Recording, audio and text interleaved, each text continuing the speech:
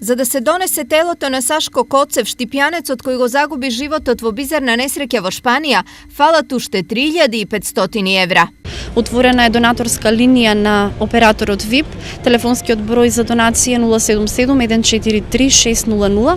На истиот овој телефонски број сите наши хумани сограѓани, граѓани на Република Македонија, физички и правни лица, секако можат да донираат средства со цел што поскоро да помогнеме на ова ужалено семејство да го транспортира телото на својот починат син.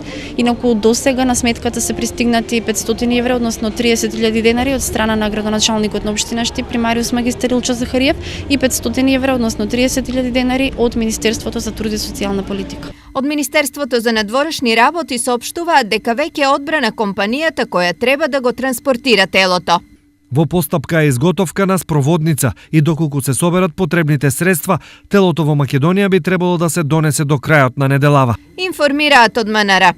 33-годишниот Сашко Коцев загина во петокот во шпанскиот град Кастелон де ла Плана во областа Валенсија.